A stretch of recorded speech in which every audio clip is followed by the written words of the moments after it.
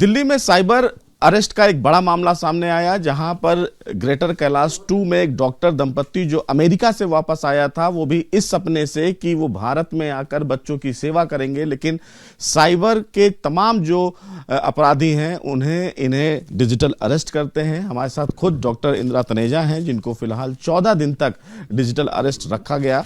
Ma'am, कैसे ये पूरी कार्रवाई उनके द्वारा शुरू की गई? आपके साथ एक बड़ा फ्रॉड हुआ, लेकिन ये कैसे शुरू हुआ कहानी? पहले मेरे को कॉल आई 24 दिसंबर को TRAI से कि आपका फ़ोन 2 दिन में कट जाएगा। आपके हमको कोई पता नहीं कितनी 26 कंप्लेंट्स आई हैं कि उसके ऊपर आपने अश्लील सीन्स और अश्लील कॉल्स की हैं लोगों को। लोग बड़े परेशान हैं। और दूसरी बात है, आप मनी लॉन्ड्रिंग में आप इन्वॉल्व हैं, इसके ऊपर आपके ऊपर FIR है, तो आपको अरेस्ट हो सकता है। मेरे को कोलाबा पुलिस से कनेक्ट आपको करते हैं, तो आप उनसे बात कीजिए, वही आपको सर्टिफिकेट ऑफ क्लियरेंस दे सकते हैं। तो बस उसके बाद फिर पुलिस ने थ्रेट करना शुरू कर दिया। बोला कि एक नरेश गोयल है, ये आप उनको जानती हैं? मैंने कभी वीडियो कॉल, पहली ऑडियो कॉल थी, और फिर उसमें दिखाया मेरे को।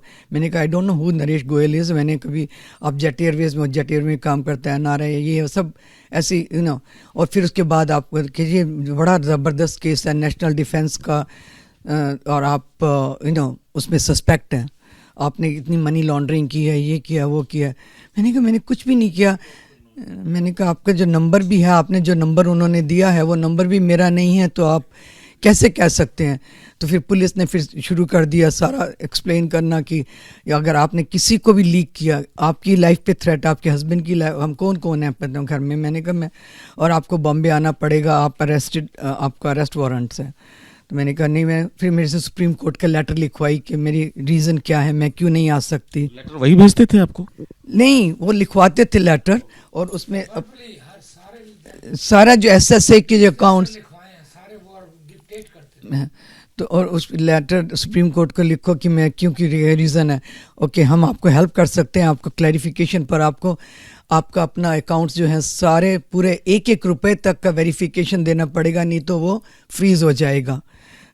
जो भी आपके म्यूचुअल फंड्स हैं, जो FDs हैं, ये है वो है, सारा बैंक अकाउंट्स, तो सारा उन्होंने इंफॉर्मेशन लेके, और उसके बाद और फिर एक और लेटर लिखवाई कि SSA, मेरे को नहीं पता था SSA की, मतलब हम आपका जल्दी से जल्दी, नहीं तो ये इट टेक्स मैनी मंथ्स, और हम आपको बेल नहीं, हम आपको रिलीज़ करेंगे, क्योंकि बेल करते हैं तो फिर आपको फिर under care of the police रहते हैं। हम आपको कम्प्लीटली, मैम हम आपको, और आप इतना अच्छा काम करें, ये करें, वो कर रही हैं, ये आप तो हेल्प कर रही हैं इंडिया में, ऐसे बहुत मतलब भ्रमित किया, इतना भ्रमित किया कि दिमाग एग्जैक्टली। और ऊपर जब बोलते हैं कि तुम्हारी वाइफ, तुम्हारे हस्बैंड पे भी, तुम पे भी बाहर नहीं जाना है, तो उनकी लाइफ थ्रेट है, क्योंकि जब नरेश गोयल को पता चल जाता है कि किस किस को उन्होंने ट्रेस कर लिया है, तो उसके अपने बंदे भी, पर हमारे बंदे भी पेट्रोल कर रहे होंगे, पुलिस के बंदे भी। मैंने कहा हमको कैसे पता चलेगा, लोग क्या बोलेंगे? तो कहते नहीं, आपको बाहर जाना नहीं है, ये नहीं है। बहुत हाउस अरेस्ट ही रखा कुल मिला के, 15 दिन हाउस अरेस्ट रखा। तो फिर डॉक्टर साहब को भी डॉक्टर साहब आपको भी इस पूरे मामले में उन्होंने शामिल किया? मेरे को ये प्राइमरी सस्पेक्ट थी, तो जब पैसे की बात आती थी निकालने को, सिर्फ इनसे बात करते थे, पर मैं हमेशा घर में था, तो मेरा फ़ोन वो बात करते रहते थे, और जो भी ये अगर बाहर गई है तो मेरा फ़ोन ऑन है, तो अगर मैं इनसे या किसी से बात कर रहा हूँ उसको ट्रैक करते थे। और अगर हम बच्चों को कॉल कर रहे हैं तो उस वक्त ये दूसरा फ़ोन ऑन कर देते थे कि हाँ आप कॉल कर सकते हो, मैम डोंट वरी, आप कॉल कर सकते हो आराम से। पर वो सब सुन रहे थे, और फिर पूछते थे आपने किसी को नहीं बताया, किसी को, क्योंकि अगर किसी को भी बता देंगे तो आपके ऊपर ये कार्रवाई की जाएगी और आप अरेस्ट हो जाएंगे। सुप्रीम कोर्ट का भी उन लोगों ने एक बड़ा सीन, पूरा सुप्रीम कोर्ट उसका जज बैठा हुआ था, और वाइट शर्ट पहन के आना ये और वो, और उनके कैसे बैंक जाती थी आप लोग पैसे निकालने, तो क्या वहां भी वॉच करते थे वो लोग? नहीं, वो मैं उस वक्त, क्योंकि मेरे हस्बैंड के फ़ोन में हमारे बैंक का ऐप था, तो वो मैं लेके जाती थी, और ये वाला फ़ोन घर में होता था, और ये पूछते थे अब निकल गई, अभी आपकी वाइफ चली गई हैं, कब आ गई हैं, एकदम कांस्टेंट वॉच करते थे। और मेरे को बताते थे कि उनको बोलना कि इन्वेस्टमेंट के लिए है, ये ग्लोबल एनवायरनमेंट के लिए है। वो मैनेजर ने भी एक बार बोला कि आप इतनी चैरिटी देते हैं। मैंने कहा हम चैरिटी देते हैं, पर हम इसीलिए तो इंडिया में आए हुए हैं हेल्प करने के लिए। तो पर 2-2 करोड़, आई मीन एक्चुअली पर क्योंकि बैंक मैनेजर हमारा इतना 11 साल से रिलेशनशिप है, तो उनको पता है कि हम अपना ट्रस्ट वगैरह में भी सब करते हैं, इतनी हेल्प करते हैं स्कूलों में या सब जगह। तो उन्होंने कभी सोचा कि नहीं कि मनी है, चलो देना चाहते हैं तो देते हैं, और उनके हस्बैंड इन्वेस्ट करना चाहते हैं तो वो क्या कर सकती थी। और ऐसा भी हुआ कि मैनेजर उस वक्त ट्रेनिंग में गई हुई थी, जो जूनियर मैनेजर्स जो 2 थे, एक ने सस्पेक्ट किया ये भी इन्वेस्टमेंट के लिए, ये भी इन्वेस्टमेंट के लिए, दूसरे वाले ने बोला ये चैरिटी के लिए। तो आई मीन उनको कुछ लग रहा था, उनको लग रहा था उस टाइम, लग रहा था, पर लास्ट मिनट तक उन्होंने कोई और नहीं कुछ किया। उनको ये पता था कि आप चैरिटी करती हैं, शायद इसलिए उन्होंने आपको नहीं टोका। इसीलिए नहीं टोका बस, पर इतना बुद्धू, इतना इंसान को हिप्नोटाइज कर दिया, इतना थ्रेट दे दिया कि हमने किसी को लीक नहीं किया, किसी को हमारा समझ नहीं पाया, नहीं समझ नहीं पाए। आपको कब लगा कि आपके साथ फ्रॉड हुआ? आप थाने भी गई, उन लोगों ने पुलिस वालों के साथ भी बदतमीजी की। हाँ, उधर जब मैं इसलिए बोलती हूँ कि भगवान की इतनी कृपा हुई कि मेरे को थाने भेजा गया, पर वो भी because I'm we are with the Vedanta for the last 20 years, we are on Gita Upanishads and all। तो मेरे को ये लगा कि ये भी भगवान का रूप था कि जिसने मेरे को भेजा वहाँ पे, क्योंकि हम तो आराम से बैठे थे। अब उन्होंने बोल दिया आप रिलीज हो गई हैं, आपकी मनी रिफंड हो जाएगी। हाँ, और सारा ड्रेन हो गया। 14 करोड़ और 85 लाख और पैसा नहीं था। तो तब उन्होंने कहा कि अब आप बैंक जाओ, थाने जाओ और वो कोड रिलीज कर दें बस। और हम गए तो फिर उसके बाद उन्होंने डिसअपियर हो गए। थाने गई तो क्या हुआ? मैं जब थाने गई तो मैंने पहले दिखाया जो लाइन उन्होंने लिखवाई थी, 4 लाइनें, कि वो PMLA एक्ट 2002 का अकॉर्डिंग IRB से आपको रिलीज मिला होएगा। हाँ, तो आया होएगा उधर। उनको तो ये भी नहीं पता था कि कौन सा यहाँ पे थाने में जाऊंगी। मैंने कहा यहाँ से तो CR पार्क का ही थाना है, तो मैं वहीं पे गई। नहीं अभी चले जाओ, मैंने कहा हम स्कूल जाए। नहीं पहले अभी उधर चले जाओ। साइबर वालों ने बोला, जो आपको वो कर रहे थे, बोला हाँ नहीं अभी आप चले जाओ, और खाली आप जाओ, मेरे को बोला, इनको नहीं बोला, इनको फ़ोन पे रखा हुआ था। मैं गई वहाँ पे जब, तो वहाँ पे पुलिस वाले उनको समझ नहीं आ रही थी कि क्या बोल रही है, क्या है। तो फिर उन्होंने बोला कि SHO को बुलाते हैं। तो SHO आई। तब तक वो जो DK गुप्ता जो हेड बना हुआ था उन तीनों पुलिसमैन का, वो जिसने बोला था मेरी रेपुटेशन ख़राब हो जाएगी अगर ये 50 लाख नहीं डालोगे, मैंने इतना आपके लिए रिलीज़ इतना किया है, और इस पॉइंट पे आके you can be in trouble.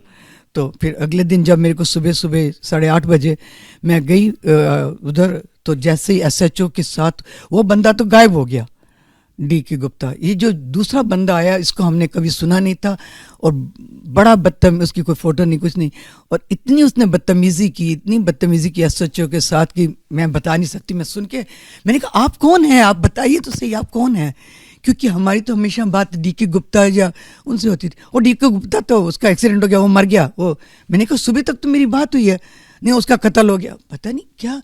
तो उस SHO ने बोला बंद करो मैम, इस फोन को बंद करो, आपके साथ फ्रॉड हुआ है। उसने बोला मैम आपके साथ फ्रॉड हुआ है। तब नेचुरली फ़ोन बंद किया, और उसके बाद उसी वक्त उनकी साइबर क्राइम की पुलिस वो सारी। मेरे को कॉल आया कि उनको देर क्यों लग रही है, आप उनको कुछ जल्दी करें और जाएं वहाँ से, थाने से बुलाएं। हाँ, क्योंकि मेरे को सर्वेलेंस कर रहे थे। कहा अपनी बीवी को बोलो बंद करे और जाए जहाँ जाना है। जब आपको बोला है तो तब उनको पता चल गया कि कुछ हो रहा है, तो इसीलिए उन्होंने बोला। तो तभी मैंने ड्राइवर को बोला, मैंने कहा सर और वो फाइल प्लीज़ क्योंकि उस फाइल में सारा मैंने नोट लिखे हुए थे, प्लीज़ वो जल्दी से लेके आओ। तो फिर ये थाने में आए। तो टोटल कितना फ्रॉड हुआ? लगभग 14 करोड़ 85 लाख। तो अब फिलहाल क्या मांग है आपकी सरकार से, पुलिस से? that we should get our money back, hard earned money of our lifetime. हमने ये सारी सेविंग की थी कि हम अपने ट्रस्ट में लोगों को, बच्चों को स्किल डेवलपमेंट में, स्कूलों में लैब्स बनवानी है, कमरे बनवाने हैं, और मैं उनको जैसे नर्सिंग में भेजना है, हम भेज रहे हैं सब अपने ट्रस्ट के थ्रू, सोलर पैनल्स, कमरे, लैब्स, और सब उन बच्चों का जाके मैं चेकअप करती हूँ। यूपी में जटारी में स्कूल, इधर RSS का सेवा धाम स्कूल में। और मेरे को ये भी जब मेरे को बताना पड़ा कि हम स्कूल तो वो कह रहे मैम आप इतना ये कर रही हैं, आपको तो हम पॉडकास्ट करेंगे, हम बताएंगे इंडिया को कि आप इधर से आके, और 11 साल से हम यही सेवा कर रहे हैं। मैंने 50 स्कूलों में जाके 200-300 बच्चों को हेल्थ एजुकेशन पे सब अवेयरनेस दी हुई है। तो बस जब से आए हैं 11 साल से यही कर रहे हैं। तो नहीं मैम आप तो इतना बढ़िया काम कर, हम तो आपके लिए आपका पॉडकास्ट करेंगे, हम इंडिया को। they brainwashed you so badly that you don't know. कोई किसी के साथ ऐसा ना हो प्लीज, हम ये बोलते हैं, और हमारा पैसा, हमारा हार्ड अर्न मनी वापस आ जाए।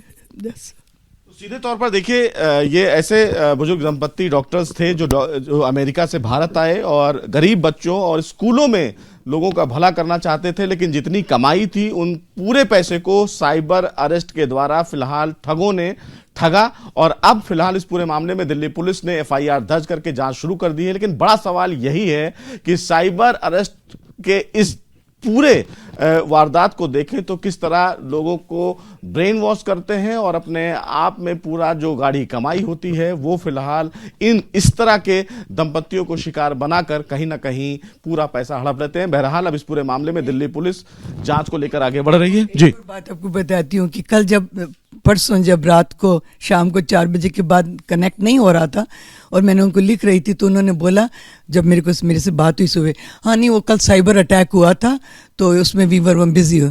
और 1-2 बारी उन्होंने बीच में ये भी बोला, कल नहीं वो पहले, कि वो एक मिनिस्टर का मनी लॉन्ड्रिंग का केस है, उसमें हम बिजी हैं और ये है वो है।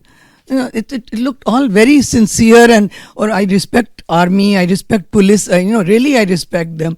तो जब इतने तुम पीछे एम्बलम बना हुआ है, कोलाबा पुलिस, ये वो और सब कुछ इतना absolutely, and they were talking very decently and very, माता जी हम आपके बेटे हैं। मैंने कहा I got 3 more betas, I do not know। को भी सोता था तो हमको वॉच कर रहे थे, बेडरूम में वॉच कर रहे हैं, तो बाद में म्यूट पे रख देते थे कि अगर आप उठो, वो अपने को म्यूट करते थे। आपको म्यूट नहीं, आप लोग म्यूट नहीं कर सकते। नहीं हम नहीं म्यूट कर सकते थे, वो अपने आप को म्यूट करते थे। वो विक्रांत म्यूट, तो एक मिस्टर विक्रांत, एक समाधान पवार, एक ये DK गुप्ता।